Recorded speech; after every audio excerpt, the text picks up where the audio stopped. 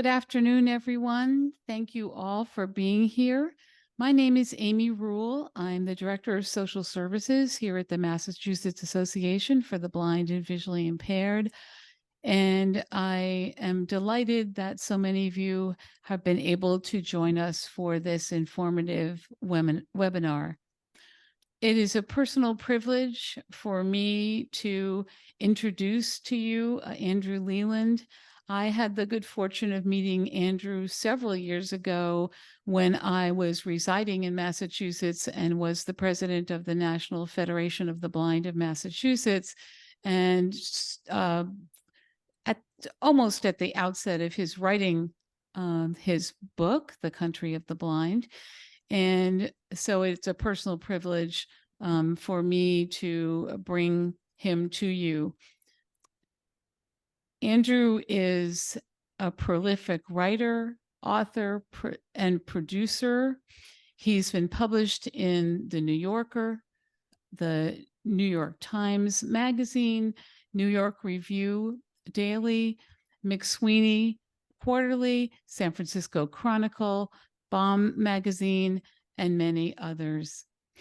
And he has been a professor at UMass Amherst, the University of Missouri, and I'm happy to say my alma mater, Smith College. And he has hosted and produced a number of podcasts and for numerous audio entities. And as all of you know, his first book is called The Country of the Blind, and it is available, I'm happy to say, not only from Audible and in print, but also on Bookshare and most recently on Bard, for those of you who access the services from the Library of Congress for the blind and print disabled. So Andrew, welcome. I very much appreciate your willingness to be here with us today. Thanks so much for having me, Amy. And it feels special to be in conversation with you, just because, as you pointed out, that our conversations back in, I think it was 2019 or even sometime around that 2018 even, were really formative for me as I was just beginning this journey of writing the book and doing all the research I did about blindness and NFB and history of blindness in the US and so on. So it's really great to be here with you. Well, thank you so much. We have a number of questions. Thank you to all of those of you who submitted questions. I don't know that we will get to them all in this hour, but what we're going to do here is to make it easier, instead of unmuting people and so forth, I'm going to ask some of the questions that were sent in. So the first one that I'll ask is, what insights do you hope sighted people will gain from reading your book? That's a good question. It's funny because the book that I wrote ended up being, so the subtitle is the title is The Country of the Blind, and the subtitle is A Memoir at the End of Sight. And, my publisher was very eager for me to make it clear that it was a memoir, even though the book does a lot of research into history and, there's reporting and journalism, about the sort of contemporary blindness world. And but so in terms of the sighted readers takeaway, my approach to the book is not really as an insider. I'm very much sort of one foot in the sighted world, one foot in the blind world. When I started writing the book, I didn't know what a Bookshare was or a Bard. Now I'm a devoted user of both services. But I still was muddling my way through print, and I had a sense that it was, not the best situation with my vision. But my vision changed a lot over the course of writing the book. And by the end, I felt like much more of an insider. But that's all to say that, for a sighted reader, it wasn't the kind of book that I've read, which is like a person who may have been blind their whole life, telling a sighted reader what it's like from the inside. It was much more of wanting to take a sighted reader and say, I started where you started, and then in real time, I want you to kind of follow me into this world in the same way that I am myself making that journey. So I think that's one way to generate empathy in a reader, is to sort of bring them through the process rather than sort of lecture them from the outside or from the inside. So I would hope that the sighted reader gets a sense of empathy and gets a sense of feeling like, oh, right, blind people are actually just people. It's not this like exotic, weird other world that I'm going to visit as a tourist, but like, right, this could happen to me. This could happen to a family member of mine, and like, it's not a tragedy. I think that's the biggest takeaway I want a sighted reader to come away with. Yeah. Yeah. Thank you. Um, do you think that a person with low vision is in a particularly difficult situation as they are neither totally blind nor sighted, fully Yeah. sighted? Yeah. That's a good question too. I'm going to stop saying that's a good question because I suspect there's going to be a lot of good questions. I've had people who have lost their vision, all of their vision, very suddenly. Multiple people in that position tell me that they think that retinitis pigmentosa, which is the degenerative eye disease that I have, or RP as it's commonly called, that experience of like, very, very slow vision loss over the course of decades often is harder than what they went through, which is sometimes, like an accident or a gunshot wound, suddenly losing all of their sight. And I had a lot of trouble accepting that because, often the trauma of a sudden vision loss just sounds, it sounds traumatic, and it's a trauma that I don't have. At the same time, I do recognize the truth in it, at least in part, because I think the biggest challenge of blindness is adaptation, right? It's like, I mean, and that's not true for somebody who's born blind, but I think for somebody who acquires blindness, whether it's gradually or all at once, the thing that one has to do as somebody who grew up with sight is adapt and figure out, okay, how am I gonna, whatever it is you're trying to do, get to the subway, read a book, cook dinner. And I think when you lose vision all at once, it's hard, and there's I imagine that there's a real grief that has to happen all at once, but at the same time it's an immersion, and when you can dive into it, whereas hanging out with my own experience and talking to lots of people with low vision or RP, there's a real temptation to cling to the vision that remains and resist getting those skills that one needs.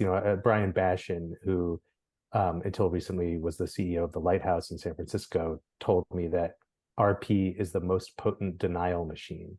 And that really, I found that incredibly powerful and true. That my even after all the work I've done to try to get blindness skills and to try to embrace what's coming, I'm still clinging to sight. Whether I want to be or not. And so I think that aspect makes low vision difficult.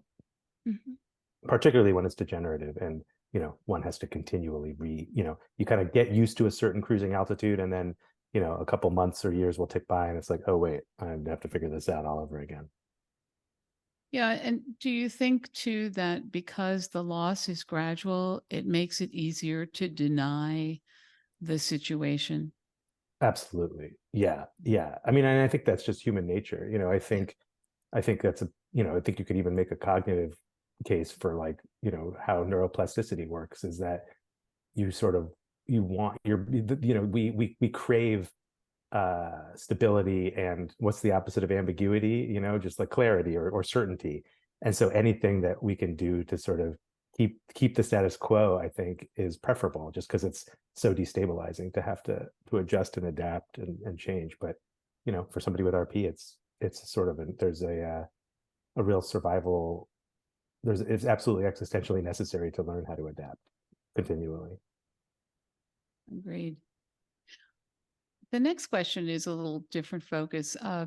What was your process in writing the book? Did it take years to write in small portions, followed by reflection? What would you do differently if anything? Hmm.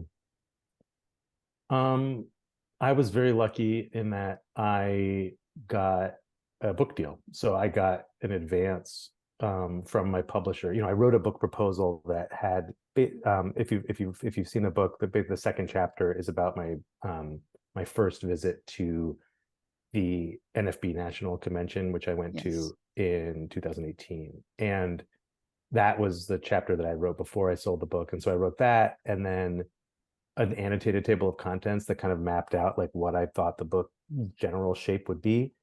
And then I sold that. And then the publisher, the advance that the publisher gave me allowed me to quit my day job at UMass, where I was teaching in the journalism department, and really focus full time on writing. And that was such a gift, because it really allowed me to do the immersion into not just traveling around, and do different reporting trips, which got cut short by the pandemic, but I managed to do a lot of travel, like, right, that was when I met you, Amy. Yeah. Was, I went to the Washington seminar with the NFB, and then I went to the NFB state convention in Boston, along with a lot of other trips to visit, California. I went to visit an audio description shop in Southern California, and so on.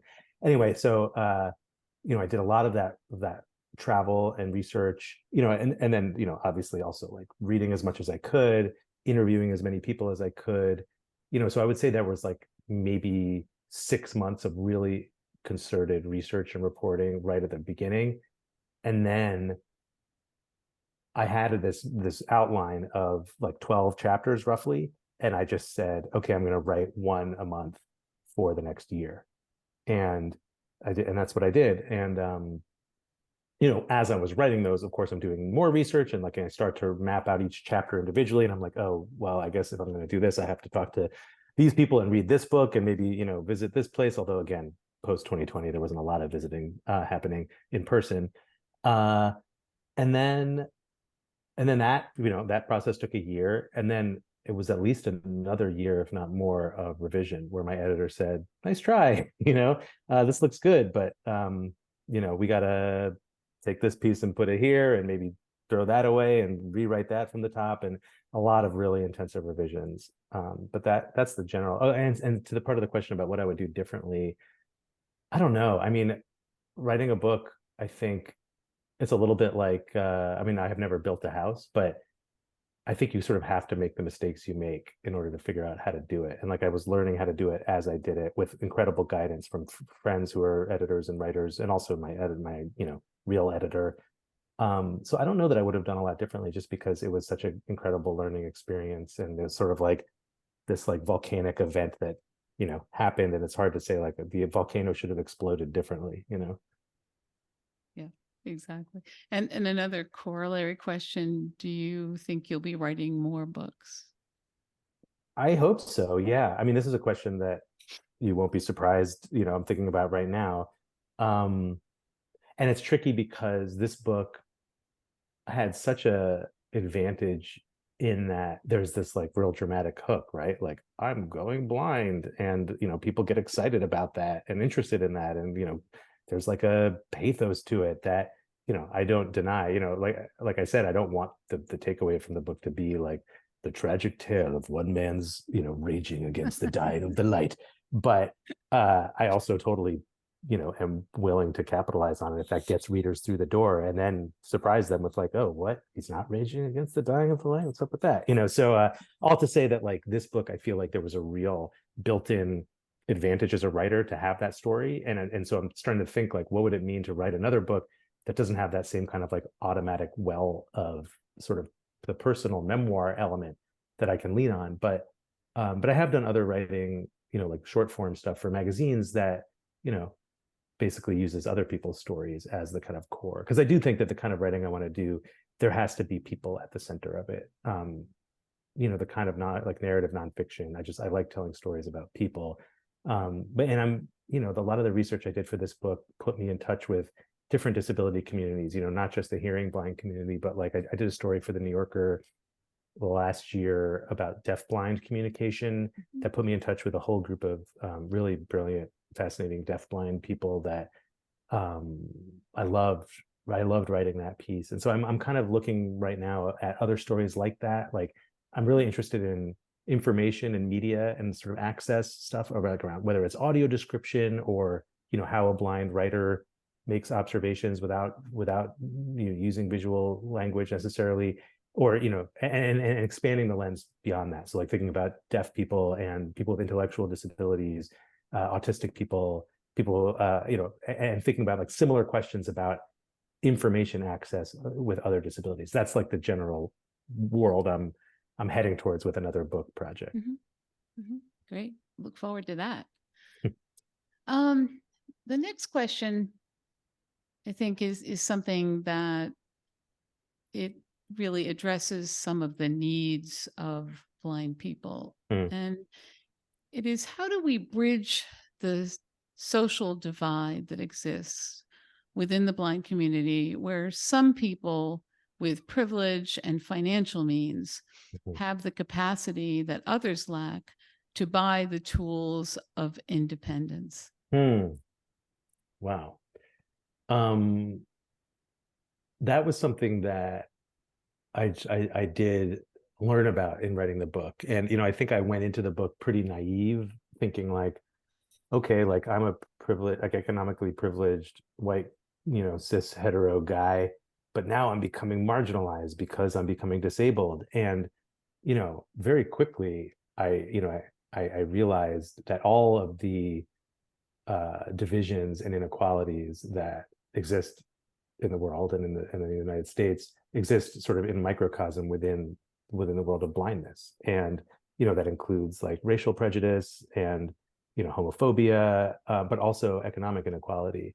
And so, there's a line that I quote in the book that I've heard from a handful of blind people, like the blind 1% is the phrase, and like somebody who's like, oh, my favorite braille display, I bought 3 of them and I like this one, and there's like, these things are like $4,000 each, and there is like a real blind economic elite where you can just sort of like shower yourself in assistive tech, and it is a real problem. And I mean, the question that you asked is, it's a very important, it's a very practical one about I mean, I think there is some good advocacy work being done about funding places like MABVI or like MCB, or giving tax rebates. I'm forgetting the name of the legislation, but it was something that you were talking about, Amy, when you were visiting the Capitol for the Washington seminar back in 2019, about the what is it called, the accessibility, basically like to give blind people a tax refund for the exorbitant cost of assistive tech. To be able, so that access technology would be that we pay for, we would be able to get reimbursement for that. Exactly. And so I think legislation like that makes a real, financial acknowledgement, policy acknowledgement with financial impact on the cost of assistive technology is important. I mean, the other kind of maybe more abstract, but I think also important ideas that is connected to this is just the question of like mainstream tech versus assistive tech, and on a certain level, there's always going to have to be assistive tech, because like I don't think Apple is ever going to like make a braille display, right? But at the same time, when you can have mainstream products that are accessible, I was just thinking this morning about my Apple Watch and how like when I first started like understanding assistive tech and looking at like the Maxi Aids catalog, it's like, you can pay, I don't know how much a talking watch costs, but like, you could probably pay around as much for an Apple Watch that not only talks, but like is a Fitbit, and like is a pedometer and can like take calls. And, so I think that's such a great example of like, you can pay $80 for a talking watch, or you can pay like $100 and get like a mainstream product that is going to do so much, can read the newspaper to you. And so the more that mainstream tech can be accessible, I think the narrower that gap is going to be. But that doesn't fully bridge the gap, because there's always going to be people who are going to say talking watch or Apple Watch, like I can't make rent this month. And so I think for that you need much deeper kind of structural changes to support people with disabilities. Right. Great. And this is an interesting question to follow it. And it is, given your experience writing the book, do you have any thoughts about the persistent rate of unemployment among the blind? Mm-hmm. Yeah, that is like what's the expression, like the 800-pound gorilla in the room, I think, is that 70% unemployment rate figure that everybody quotes and that like doesn't get updated. I feel like it's just been sitting on the NFB's like blindness statistics website for 15 years or more. Exactly. And it's, and people are horrified by it, and rightfully so. I mean, and so the question, Amy, is just what's the question? Like, what should we do about it, or what do I Yeah, think I mean, about it? do you have any thoughts about the origins of it, what we Mhm. should do about it? Yeah. Well, I mean, I've interviewed I don't know how many blind people over the course of the last 5 years, and I think every single person who's been blind for long enough, or who's applied for a job as a blind person, has had this experience. Like I think to a person where you make it through a round of interviews, and then at some point you disclose your blindness, and suddenly it's like, oh, you know what? We filled the job, and there is, I think the phrase that's the most useful is the low expectations, or not even low expectations in some cases, but just the absolute incomprehensibility of how a blind person is going to do whatever it is that the job entails. And so I think the real question is how how do you correct that public perception of blindness as something that is like just sort of categorically disqualifying of a person to do something. And the misconceptions are so tremendous. Like there's a little throwaway moment that has really stuck with me, where it's one person I was interviewing was telling me about a food delivery guy who was delivering food to an office that they worked in, and the delivery guy was like, how do you eat? And he just like, to even conceive of how a blind person might like lift a fork to their mouths was beyond Yep. this guy. And that, so I think when you have that in 2023 on such a wide scale, that's why the 70% figure is there, is because there's just so many people who are like, never heard of a screen reader, can't imagine a blind person tying their shoes and frying an egg, let alone you know updating a spreadsheet and like filing a document wherever it needs to go. So yeah, the real question is, how do you correct that public perception? Yeah. And I don't know, how much time do we have? Like, I'm not an expert here. I think like, just to give you my like one, with the Good. 30 seconds I have remaining that I've artificially imposed on myself to answer this question, uh, I think that you have to kind of attack it on multiple fronts. So there is the like, I think to start on like the cultural level, Mhm. we need to see people on TV who are like blind actors playing blind characters, like doing things like frying eggs and riding the bus independently and like going to work and like filling out the spreadsheet, so that it's normal, so that you grow up.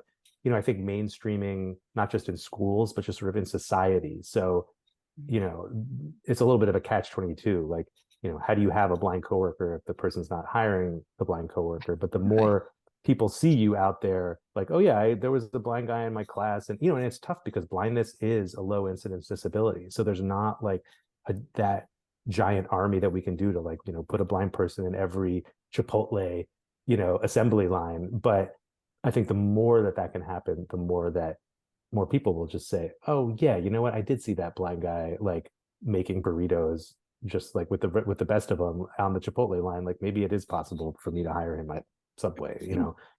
And then so that's like, we got like the cultural level in terms of like media representation. Then there's like the social level of like blind people being in the mix in the world. And then I think you have to have the policy level too, which is really enforcing the laws, because I think that's a huge problem with the ADA. It's like there is the ADA that says it's illegal, for there's all kinds of anti-discrimination laws that make those stories about blind people being rejected for jobs illegal. But then, the reality is it's not really enforced. And I think there needs to be, stronger mechanisms to force companies to bring blind people into the workforce. Yeah. I'm going to insert a question of my own because it Mm-hmm. bugs me. And because you've been in the media on both sides of it. Um, one of the things that I struggle with is often people who do normal everyday things who are blind get painted with this brush of being amazing. Mm-hmm. Mm-hmm. And to me, that's just the other side of the same coin of pity, Yeah. in that there, if I can brush my teeth and tie my shoes and walk down the sidewalk, to me, that's not amazing. But Right. because but how can we help so that the media portrayals are actually accurate and don't further embed those stereotypes about blindness by making someone who's doing normal things seem amazing? Hmm. Yeah, that's tricky. Um, Yeah. I mean, I think the answer is sort of embedded in your question, which is to say that like, I mean, one of the things that's most confounding to me about entering this world and kind of like writing the book and having these conversations is the way that discrimination against people with disabilities more broadly, I think this is not just a thing that blind people face, is that like the good intentions problem, and like the way that people don't understand that they can be incredibly condescending and incredibly limiting and ableist uh, amid really good intentions, right? Because saying like, gosh, like um, climbing those stairs is hard even for me, like good work for you, like when people say things like that, they think they're being cool, right? They think they're being friendly and complimentary, when the reality is it's often incredibly condescending and makes you feel like a child. So I think the first step is really just like naming paternalism and naming condescension for what it is, and it makes me feel like a jerk because people are like, I was just trying to like celebrate you for what you're doing, right? But I think it requires fighting through good intentions a little bit to say like, I appreciate your good intentions, but like I also, if you really want to be an ally, you really want to help raise blind people up, you need to recognize that praising me for brushing my teeth is actually like as limiting as rejecting me for a job or whatever. Like it's all part of that same, uh to put it in sort of like social justice terms, like the ableist framework that discriminates and limits the possibilities of people with disabilities. And this I'm going to skip a couple for a moment and go on to the next one, which I think is somewhat related. And that is, how do you manage? There are two kind of related questions that I put together, came from different people. One was, how do you manage your desire for independence when you're in an Mm, unfamiliar environment or mm, situation? mm. And then the other question that seems somewhat related is, how how do you decide how to deal with people who provide help that you never asked for and didn't need? How do you Yeah. decide when to politely accept help and say thank you, and when to um, educate and draw the line? Such a tricky question, such an important question, and something that like is evolving in my mind every day. I mean, I think like I do not have an answer, and I think part of the reason why I don't is that there's no. I mean, this is one of the things that I really also like. One of my the most important lessons I learned in writing the book, which is like sounds kind of obvious, like, but it was something I had to really live through, which is that there's no like ideal blind person, right? Like everybody is coming at this from their own, and this gets back to the like blind 1% thing. Like, you know, people and every kind of person can be blind. And so every kind of person is going to have their own set of needs, whether it's like if you have multiple disabilities or, temporarily injured, or there's like trauma in your background, or, or you're just having a bad day. So like, I think some blind organizations have gotten into trouble like overemphasize, it's, I mean, NFB is certainly one of them, like overemphasizing that, like, if you want to be a successful blind person, here are the things that you have to do. And I think that there's immense value in pushing blind people out of their comfort zones and saying like, if you really want that 70% number to go down, like you got to get out of the house, and I think there's a reason for that pushing, because there are these tragic, the real tragedy of blindness is when there are blind people, and it happens every day, who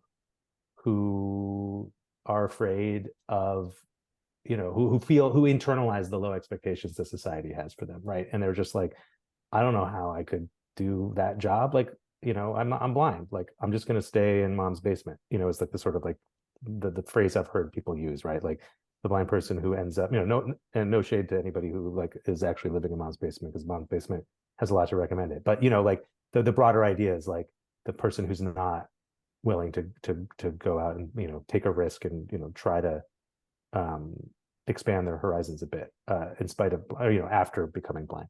So I think there's a wide range, and I think it's there's sort of like infinite complexity. Like, I was hanging out the other day with a guy who is an incredibly successful um,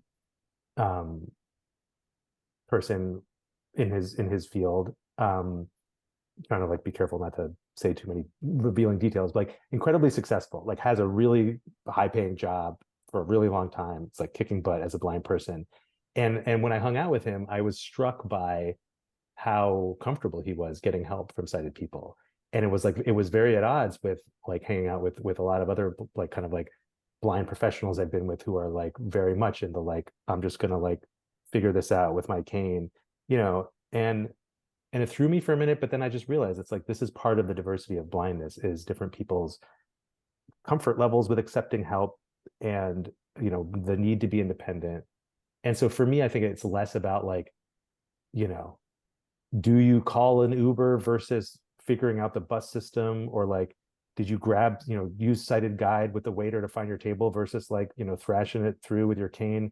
And it's much more about like, are you going out there and like, as the NFB would put it, living the life you want, right? Like, to me, like, living the life you want means much more, is a larger scale thing, and it happens in the details. Like, the devil is in the details. And I think, it is important to like, if you want to get a cup of coffee, like, get the coffee, like, go out there and take a risk of getting lost. But yeah, this is I'm like talking in circles, Amy, but I think it's important to like preserve some of the complexity of that question and not just give you like a rah answer. Because over the years, I've just encountered so many blind people Yes. where it's very complicated, and like, it's a day by day thing, and it's a choice by choice thing about whether you're going to do it on your own or not. And there's like a lot at stake in some of these questions for people. So I don't know, can you like respond before you ask another question? Like, Yeah. what do you think about what I said? Like, how are we Yeah, no, doing? I think what you're saying, in part, it makes me smile, because at MABVI, what we say is there's no one right way to be blind. Yeah. Like, everybody is unique in the way that they approach it and in what they do. And I mean, I think you're right. I also think, for a lot of us, it may vary depending upon the circumstance Mhm. that you're in. Yeah. Um, I think that it may vary depending upon the circumstance, your comfort with getting assistance, um, and your comfort with your sense of self and your acceptance of your situation. Mhm. Um, but the other piece to that question, in a way, though, is, are there particular strategies that you use when people are offering you help Mhm. that you never asked for and didn't want? Yeah. Yeah. That's another one that's evolving for me, Yeah. both as I lose more sight, because I feel like there is a direct relationship between like the less sight I have, the more that happens, the more sort of intrusive Yeah. strangers become. Yeah. Um, and I think there's also an evolution happening with me about like how grouchy to be about it. Because I think when I was first, like, I would, I still have some central vision to the Right. degree where I can like see people kind of like give me the like once over with my cane. And when I first started noticing that, when I first started using a cane, I would like kind of aggressively be like, hey there, and my wife was like, don't do that. Like, it's so uncomfortable, because like, first of all, you don't know who that person is, and you might just get like socked in the face. But also, it just like turns, us like romantically strolling arm in arm down the boulevard into like me aggressively intervening into a stranger's life, and in my defense, it's like a stranger is sort of aggressively intervening into mine. But I stopped doing that, and it made my life better, and I just sort of like let the gazes bounce off of me. um the place I'm at now is like, it's kind of back to the question of good intentions, and like, the person has good intentions, but the good intentions are misplaced. And like, I have a friend, Sherry Wells Jensen, who told me this story that I think is like a pretty common experience for blind people, where she was walking down the street. She knew exactly where she was. She knew exactly where she was going. And somebody said like, "Oh, hey, like there's a curb in front of you, whatever," some like unnecessary information. And she said, "Oh no, that's fine. I know where I'm going. Thank you though." And then their response on a dime, they turned into like, I don't want to say bad words here in the Right. MABVI Zoom. It was like, the go, go, go to Go heck. fly a kite. Go Yeah. fly a kite. Thank you. And it's like, how did they go from like, let me help you to go fly a kite on a dime? And I think that really gets at the fragility of those good intentions, right? Like, how good are their intentions if they can like the instant that Yeah. their assistance is gently rebuffed to be complete jerks about it. And Yeah. so, yeah, like I don't know how much I'm helping the world by like getting angry at people for trying to help me. So I try to like, you know, I try to correct them, but also like not let it ruin my day or their day, I guess. And that's just, it's like an evolving thing. Yeah. But that's Yeah. sort of right now it's like, and also I kind of have a sense of humor in my just the day-to-day life. Yes. So I try to just be like, I confuse people. I haven't figured out. Like the other day I was walking out of a dark club and had no idea where the door was. And like a woman was in my way, but it didn't matter because I was like walking directly into her. And she was like, "Oh, I'm an asshole. I'm sorry. I'm such an asshole." And like it made me uncomfortable because I was like, "No, you're not. Like, I'm just a blind guy trying to get out of the thing." And but then I was like, "I'm an asshole." But I wasn't an ass, and it was just like so uncomfortable. And so I'm just the answer is I'm muddling my way through it, Yeah. trying Well, not to be a jerk. yeah. No, I think, but I think that's a good answer because I think we all do it. Um, I remember there, I remember there was I got on a bus one day and I actually have a bad back. Mm, And so it's sometimes easier for me to stand than it is to sit. And this woman started yelling at me and telling mm, me I needed to sit down. And and I was, I tried everything. I tried ignoring and pretending I was deaf and blind. mm, I tried answering her politely. I tried everything. And she just kept yelling at me. And then I just stopped. And what I realized was I was making her uncomfortable. This was about her. This mm. wasn't about me really at Yeah, all.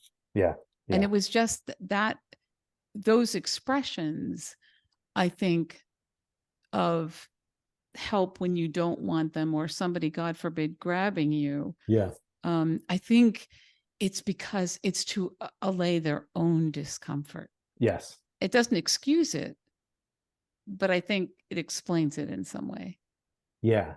Yeah. And I think that explains the go fly a kite response because it's Yeah. like you've disrupted their image of themselves as the person who's helping. And suddenly like they see themselves as somebody who's actually intruding, and that creates some cognitive dissonance, and that's uncomfortable. And so then in some cases like the reaction is to push against it.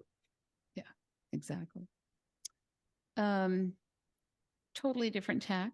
Mm-hmm. How do you feel about the balance of using AI or technology versus help from individuals? Yeah. Um, yeah, that's a great question. I was having drinks recently with a blind Googler, a blind person who works at Google, Mhm. and they work on AI, and like ethics in AI. And I was sure that I was sort of like asking them about like Be My AI, and this like Yeah. cool new technology where you can like, take a picture of your fridge and it will say like you have 12 eggs and like 3/4 of a jug of orange juice and the expiration date was 4 days ago. And then you can even like type back and be like, what brand is the orange juice and how much sodium does it have, and it'll answer you that. Like it's incredible for blind people. And I was really surprised, and I sort of, my question to her was, with the Facebook glasses, right, or like the Apple Vision Pro goggles, like there's a Mhm. not too distant future where you can just like put on a pair of smart glasses connected to that technology and then just walk around and like have the AI describe the world for you in a way that could be transformative for blind people. And she really surprised me. And actually, like, and other blind folks in tech who I've talked to have said the same thing, where they're kind of like, I'm old school, like I like just doing things without a, a robot talking to me about it. I Mhm. mean, and of course, like they're using screen readers and they're using the internet just like everybody else. But I do think that there's like an old-fashioned kind of direct engagement with the world that even when there are these tools available, um, that there's a richness to that kind of like analog engagement with people and with things that that will never be replaced. And like the example that I wrote about recently in an op-ed about this subject, there's like the idea of independence versus interdependence, which comes up a lot in writing about disability, thinking about disability. And so like independence is like I wear my smart goggles and I'm like, taking care, I'm shopping. I don't even need a shopping assistant. I can just like look at the products on the shelf and tell me what's there, and I'm totally independent. And there's absolutely a place for that. And like, I don't want to say that I don't like that technology, but back to the point that my blind Googler friend made, I was in a taqueria with my son and I couldn't read the menus that were up behind the register. And I was gonna like try to figure it out on my phone. And then I was just like, I don't feel like taking my phone out of my pocket right now, like and listening to voiceover or trying to magnify things. So I just asked my wife, and then my son interrupted and he was like, let me answer, let me read the menu to you. And we had this like back and forth that, we were like talking about nachos, and it like turned into a whole kind of like lovely exchange that was far more pleasurable and valuable to me as, there was a whole reason why we were at a restaurant, was to like share the experience like that. And so even though technically, I was relying on him for information, and that maybe that's less, desirable in some ways than like being totally independent and like, it's cool, I've got my assistive technology, could have done it. In fact, like that kind of interdependent back and forth where like I was helping him interpret the menu, he was helping me access the menu, like that was a really powerful experience. So I think that there's room for both, and that we should not lose that relationship to interdependence that I think has really adds so much richness to day-to-day life. Yeah, because I mean, if you constantly just use, one of my concerns is if we constantly just use the technology, in some ways, it separates us from other people. Yep. Yeah, absolutely. And, I mean, that's the other thing that the blind techies who I was talking to about this were saying to me, is that like, what do the goggles look like? Like I don't want to be a blind person wearing like a microwave oven on my head, like maybe if they look like regular glasses, I would wear them. Yeah. But, I do think that there's self-consciousness about, being further stigmatized and further alienated from the rest of the world through that technology. Have you experienced any significant discrimination as a result of your blindness that has impacted you? Um, I think I've been incredibly lucky compared to, the stories of folks I've spoken to. And I think the reason for that is that I made it through the entirety. I mean, the first reason is that I made it through the entirety of my education without being a blind person, right? Like I had enough sight to not need any accommodations. And I think, every blind person I've spoken with who has gone through their education as a blind person, just so many barriers. Like there's just, it's heartbreaking the frequency of the kind of story, whether it's algebra or calculus or whatever you want to call it. But like, I don't know how I would teach a blind person statistics, so like, don't be in my class. I'm sure you hear that all the time, Amy, from students you've worked with.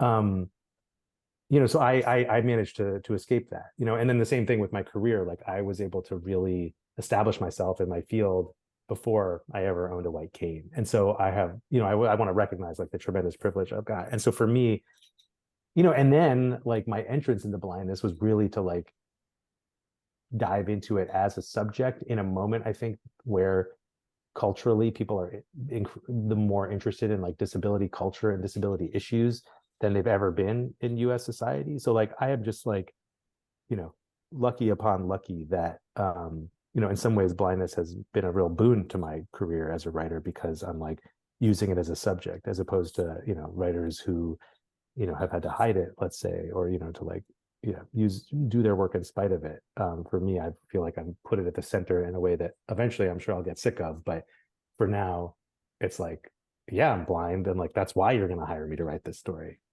So like my, the discrimination I've experienced is far more subtle, and like low key, I would say, like just in terms of people saying gross, weird things to me at dinner parties, or like strangers on the street, that sort of like garden variety thing, rather than like, I don't know how, like, you shouldn't be alone with your son at this event kind of a thing. Like, I think I've been lucky to escape a lot of those big, terrible things that a lot of blind people do face. Mhm. Mhm. Do you think corollary question, do you think that if you were trying to write outside of the disability space, that Mm, you might have more discrimination?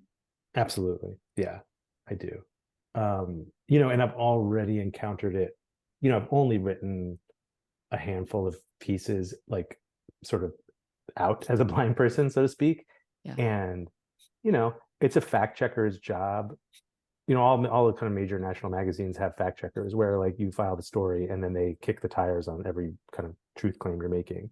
And so it's their job to push back against it. But there's also, I've noticed a sense of like stuff that I think if blindness wasn't disclosed, it would be like, oh, okay, that's in his notebook as something he observed. But I get like, how do you know that? And I have to be like, because I was there and it's like in my notes and I observed it.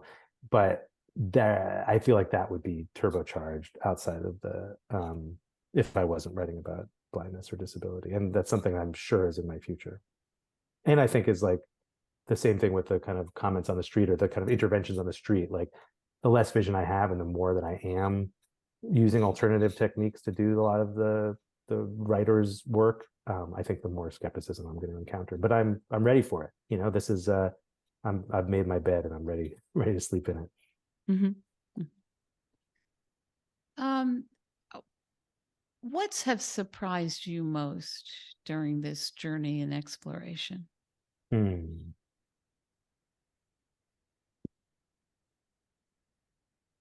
I mean, I read about this in the book, but I really did approach the project of writing the book as like, as this sort of like I put on my pith helmet, like here we go, we're going to the country of the blind, and it's this weird world of like babbling screen readers, and like dueling canes and the straight, braille is a foreign language, and uh, there's no question that like blindness is a unique domain, and it has its own sort of trappings and its own culture and its own technology and its own conferences. But again and again, talking to blind people and becoming a blind person and immersing myself in that world, I think it's just like so easy to forget that it's pretty normal. And like there's not, there's sort of like there are some obvious differences in sort of how one goes about one's life, but like the deeper I get into it, the more those differences tend to fall away. And I realize that, just a bunch of people who happen to like need to do a certain set of tasks a different way, but it's not a separate country. It's not, Mhm. a foreign land necessarily. What are some of the misconceptions that you have encountered most frequently? Um, I think the one big one that comes to mind is that blind people don't have a relationship with or an interest in visual culture. That like, well, what would you care? Like, I guess like, like this sort of attitude of like, you don't really need to think about how attractive that person is or like what that looks like. Or, I think you see it in like, I write a little bit about like people who have said like, why does Stevie Wonder, like, how does he know his partners are attractive? Or like, what relationship does a blind person have with art? Like why would a blind person care about an art museum? It's like, I think you hear the same attitude like, well, it's like a deaf person at a concert, right? Like what are they, why would they be interested in like what the music sounds like? Right. And I've just met so many blind people who are like so, whether they're people who used to be sighted or not, there's such a, it's like blind people live in the same culture that sighted people do, and a lot of that culture is visual, and so blind people deserve inclusion in that culture, and not even deserving inclusion, but just like people, I think people really just don't even understand why or how a blind person would have a relationship with visual culture, let alone, be interested in it and entitled to it. So that's a big one. Yeah, I would agree. Um, is there, we're coming close to the end, Mhm. unfortunately, but is there anything that you would like? We have a lot of people on this in this webinar. I mean, it's a mix. There are some people who are fully sighted, some people who've been blind for a long time, and I think a lot of people who are in that same process that you are, Mm. in one degree or another, of losing vision. Do you have any advice for those people going through some of the same things you are? Mm. Yes. um, I was just talking to somebody today about this. I mean, one thing, okay, I don't know where to start. One thing is that if you're losing vision, letting go of the vision you still have doesn't mean like rejecting it. So I think I struggle a lot with this, where, I'm on the street and people see my white cane and they think, because people conceive of blindness as a binary, you're either like totally blind or you're totally sighted. And so I feel like a fraud, looking at my phone visually. Um, and the more that you can just sort of, I mean, it's so hard because there's so many forces, both internal and external, kind of pushing against it. But the more you can just sort of accept the vision you have, but at the same time, I think for me, it's really important to also like look ahead to not having the vision that I have now, so that I don't get caught high and dry. Because the advice that I've gotten from a lot of people with RP is like, learn the skills now, because like when when you hit that point down the road, you're not going to be in the mood to like learn jaws from scratch, right? Or like figure out how to use a cane. So like start now, even when you feel like you have too much vision to do it, so that then later you're not caught high and dry. So I mean, that's one good piece of advice that I'll just pass Mhm. down, is like, do the work in advance. And and often the work takes years, so like might as well get started and learn braille, even if you're only going to get to the point where it's like good for spice labels or whatever. Like Right. get to that point. And or like use a screen reader, even if it feels like a weird gym membership that you're only doing like twice a month. But like at least then when you start to learn the screen reader for real, like you'll have some of that work done. But then the other part of it is like, yeah, as much as possible to enjoy the vision you have, but don't let it get in the way. So like there's a difference between like using the vision and clinging to it. And that's the thing that I struggle with every day, is like, obviously, like I'm going to use my vision to see stuff, but I'm also really pushing myself to like leave my screen reader on my phone all the time, so that I get comfortable with it. And I think that's a tough thing to balance, but the more you can, I think the better off you are in the long run if you're somebody whose vision is not stable. No, I agree. I think you've just encapsulated in many ways some of the greatest difficulties that people with vision who are losing it Mm. are, encounter on a moment by moment basis. Hmm. Um, Yeah. and that's, I think, that's why that's one of the reasons why a book like yours, I think, is so important, because I think for many people there, many people struggle with this, um, with without a lot of perspective, and don't know sometimes who to talk to Mm. and how to talk about it. Yeah. Yeah. And I think your book, it gives it gives an opportunity for people to think about it, focus on it, um, and then to talk about it with other people in their lives. Mm. And that was one Thank of the thank you. reasons I wanted you to come on and to talk with us, because I I hope think it's so important. I really appreciate that, Amy, and I hope that's true. And I think it's worth mentioning too that, I did write the book from this perspective of like somebody going through gradual vision loss, but I've heard from so many people who don't have any relationship with blindness that it connects with their experience of transition in whatever way, various transitions. And I think that maybe there is power to hear that for somebody going through vision loss too, is that it's like it's undeniably like a super specific experience that has its own set of concerns and conditions, but also it is, I think, part of being alive, of like feeling like, there's something fundamental that then the rug gets pulled out from under you, and that it's possible to find yourself on the other side of it, and it's not pleasant, and it requires a tremendous amount of work and pain and transition, but like it is sort of just part of the human experience of like change and transition and adaptation. And so I think there's strength in that, and like realizing that it's not like